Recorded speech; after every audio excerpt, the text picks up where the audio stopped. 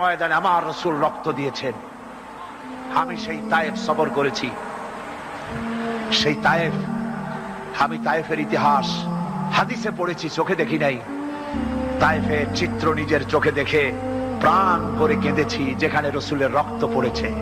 3টি জায়গায় রাসূলের রক্ত পড়েছে।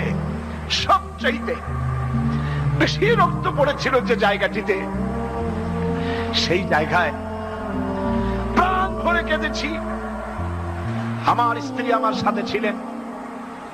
আমি তায়েফে গিয়ে লোকেরা আমাকে যখন বলল বিশ্রাম নিতে, আমি বললাম না, বিশ্রাম করব না, আগে আমারে নিয়ে যাও।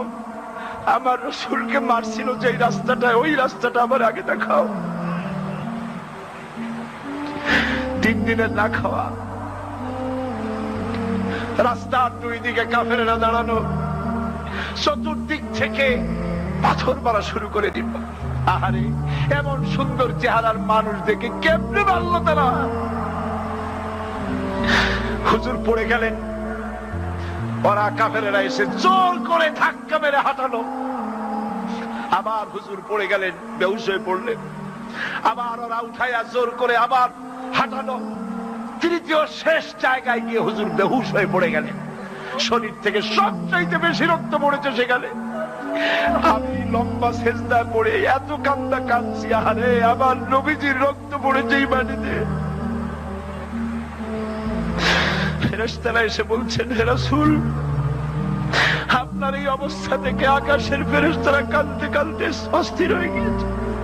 আপনি আমাদের অনুমতি দেন, এই পাহাড় চাপা দিয়া কাফেরের কুষ্টি সাফ করে দেই। আমার নবীজি বললেন, না, আমি তা বলবো না। আমি তো পৃথিবীর মানুষকে প্রতিশোধ দিতে আসি নাই।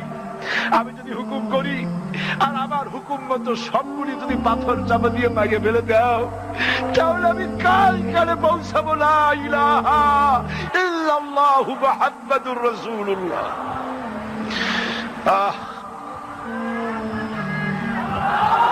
রাসূল করিম সাল্লাল্লাহু আলাইহি ওয়াসাল্লাম উঠে বসেছেন, সঙ্গে যায়েদ, রক্তাক্ত শরীর।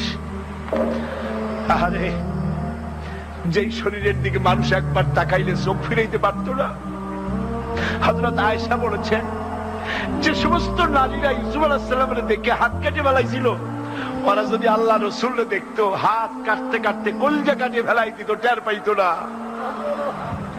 এমন মানুষের গায়ে কেমনে বাতুর মারল।